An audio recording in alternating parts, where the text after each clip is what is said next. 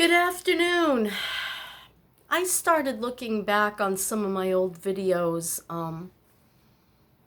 looking for comments I might have missed. I do that now and again. And there were quite a few comments I did miss. And the biggest one, I have almost 500 comments on 100% below poverty level, how I do it. Here's a thing I never mentioned. I saw the writing on the wall. I knew Dennis was getting sick as early as 2012. I knew something was wrong. All his blood work came out right. All of his tests came out right. But he wasn't right. After that car accident, well, first was the blood clots behind his leg in 2012. That did something to him. He was lethargic after that and weak and tired, and he also had the car accident in 2013, I think, or maybe that was 2012 too. I can't totally remember, but I remember that it was like someone took all the air out of him. He just was baseline, just done. A man who was like, he would have climbed that ladder even at his age then, 54, 55. He would have climbed that ladder and he would have painted that house. Instead, we had a stranger come and he robbed us. But I knew Dennis wasn't well, and I knew I had to think things through. What should we do? I see things in notebooks that I've written, constantly writing, constantly planning, constantly thinking, how can I prevent a disaster in my life?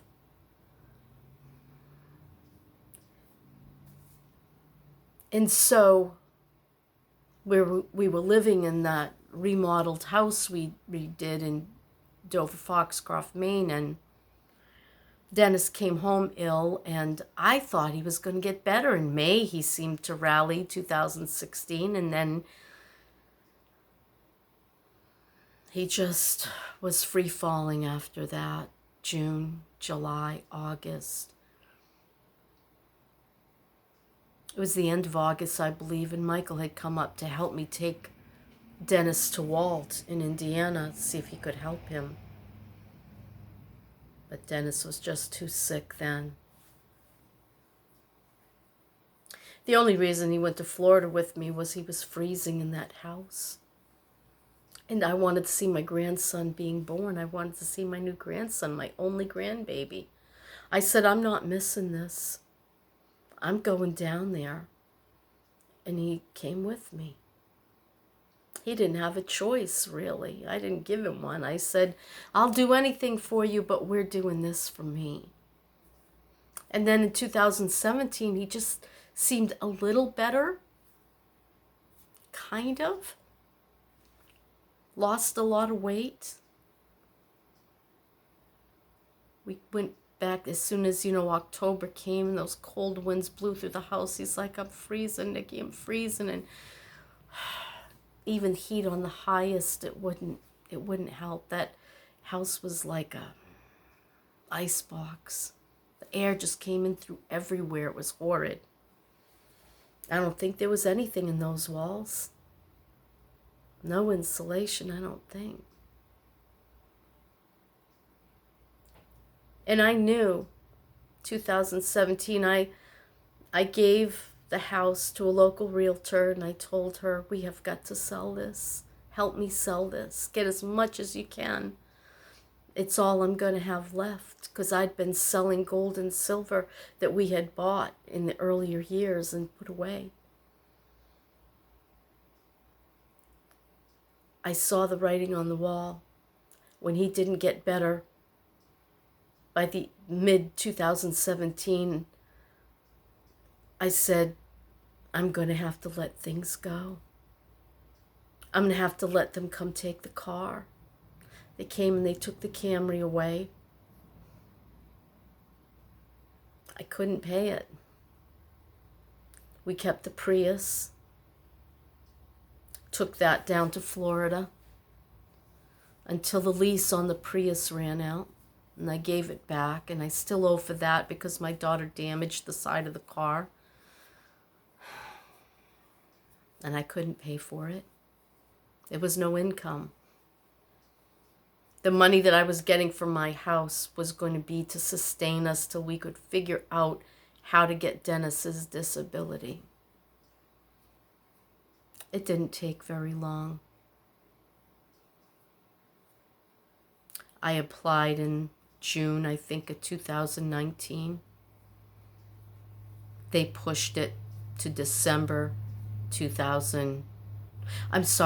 2018. They pushed it to December 2019, saying that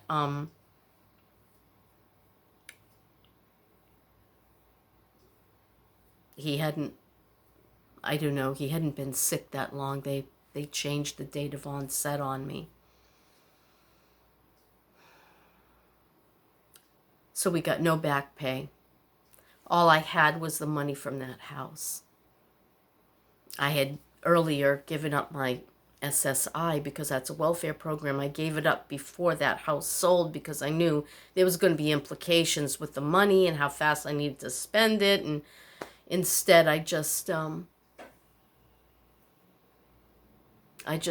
wrote a voluntary termination letter, and they did it.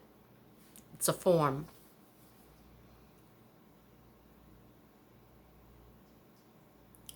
So I had done the footwork. I had made the steps. I was fortunate in many ways. My sons had a house here in Florida in Spring Hill. And it's getting dark in here.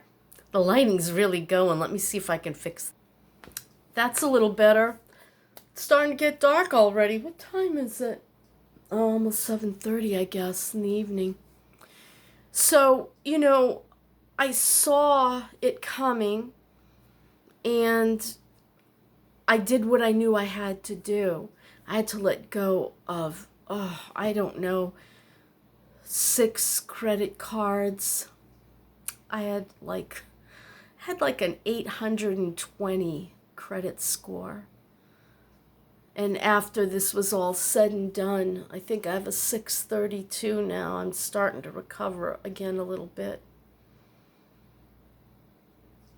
And I see the writing on the wall again, you see.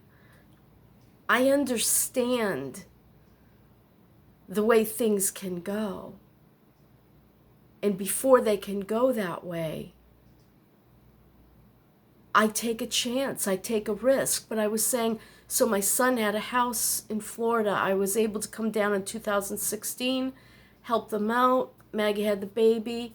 I helped them as long as I could. And then in May of 2018, rather April, we were told the house sold.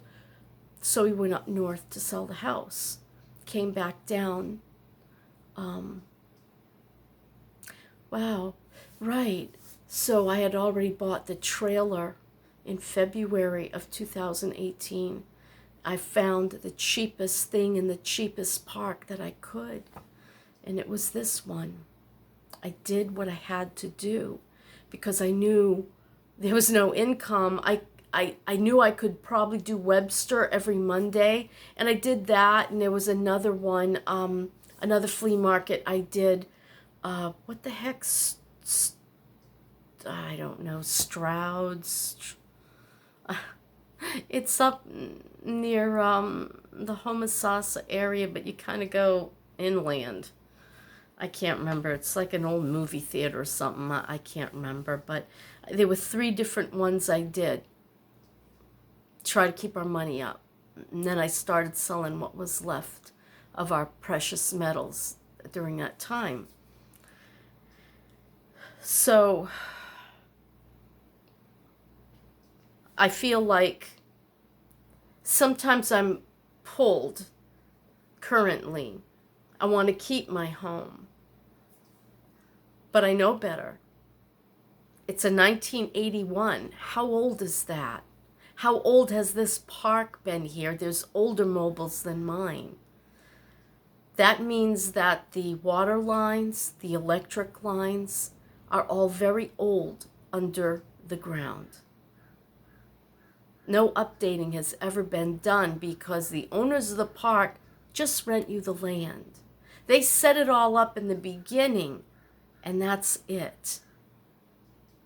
You fix everything. Everything that goes wrong, you're going to fix it. Duke Energy is not responsible for the line from their box to me. They're responsible from the line from the box to the pole, you see.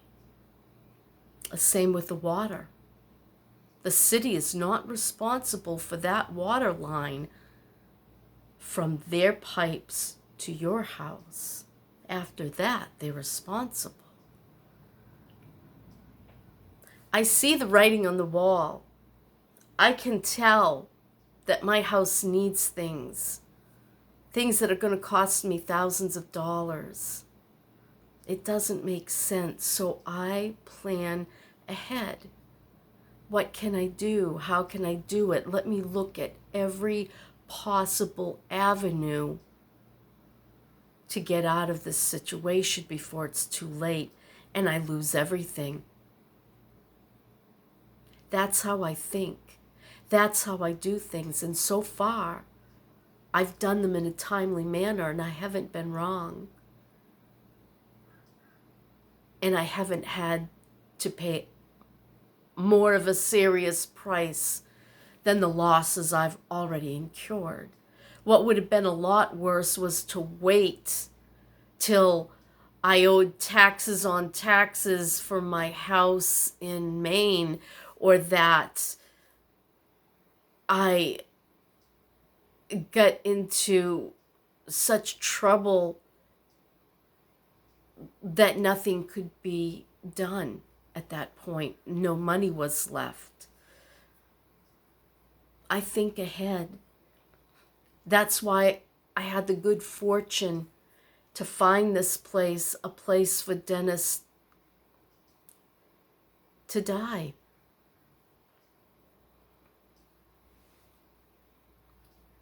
I thought being near his sons would brighten him up a little bit, maybe make him want to live. But that's not how it worked. I thought being around his grandson would inspire him to want to be here and do his best to get better. But he was too sick. And now, here I am. A place way too big for me. Too much stuff. Sure, what are you going to do with all that stuff, Nikki? I'm going to get rid of it, one way or the other. I'm going to get rid of it. If I can't sell it, and it's not selling very easily, I've been trying to sell things. It's just not doing well. That's the way it goes. The yard sale didn't do well. Reningers didn't do well. I know things are shifting to the north, and I'm hoping to be able to do that. But my advice to people that are in financial trouble is to try to recognize it before it gets to be too late. You don't wait till the foreclosure notices come in. When you start to see, hey, wait a minute, what do you mean we can't make a payment this month? What do you mean it's going to be late? What's going on? And then you get your paper and pencil out of your chalkboard or your writing board and your wipe-off pen, and you write it down. What's going on here? You don't wait for the other shoe to drop. You say, okay, I'm in a market, hot market. Let's put the house up for sale. Where are we going to go? Let's not worry about that. Let's first see if we can sell the house before we get into any deeper crap. Maybe somebody lost a job. Maybe the income went down. Maybe the costs went up. Maybe so many maybes, so many things that could happen. You have to act. And sometimes you have to make decisions that are not happy. They're not fun, but they have to be made. That's where I am today. I know there are decisions that must be made, and there are actions that must be acted upon so that I don't lose what little I have. So when I look back at those comments and, well, well, that's how I did it. That's how I avoided disaster, homelessness, and total complete loss. At least I can say I sold that house for what I could get. I got rid of the cars before, I called them, I can't make these payments anymore. Something's got to go, and you're going. I made sure my name was not on that house. One of us had to go down, and it was me. Financially, I had to go down. Yeah. So, I don't know what situation you're in today. Some of you that watch me, you're doing all right. Some of you are struggling and having a hard time. Well, if I'm just in, this $900 a month apartment, what do I do? Start looking around. Is there a better, cheaper situation? Could you possibly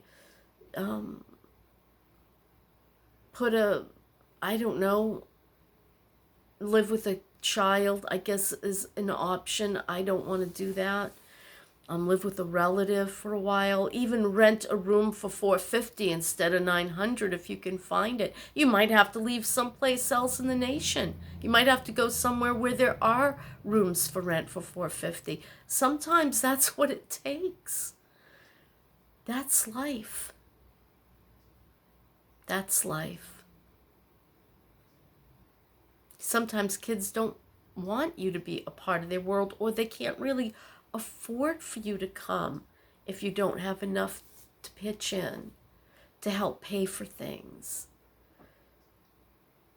So my children would take me in, even if it was a terrible hardship. I know they would, but see, I'm not going to do that. I'm not going to do that. Nope. So make lists, think about things, follow it through. If you're in trouble, you have to take action. You have to write down what are the possibilities and then start looking. Look all over the country. There's Craigslist. You can look for rooms all over the country. You can look at their marketplace in different Facebook groups all over the country. I always typed up cheapest towns to live in the United States. And then I'd go looking, virtually. And if it comes to that again, that's what I'll do. But I have plans. And thank God I still have resources. When I had that money, the first thing I did, buy a place to live in. The second thing I did, a car that I could count on till Dennis passed. Then I could sell it. Resources. Make smart purchases. Have a plan for the future. Better living through thinking it through.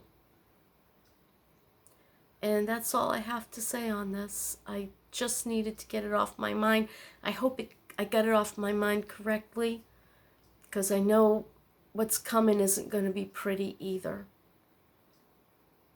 Hard times, I think, are coming. And we need to make lists, and we need to know what are we going to do if. Especially if you're in a bad situation. What are you going to do if? And then write your ifs down. And then find solutions. You can Google it. What do the poor do to get this? Or to, how can I live better if my income is below this? Or, etc. That's what I do. I Google it. So that's it. All right. That's my story, and I'm sticking to it. And I'll see you for my morning chat. Bye.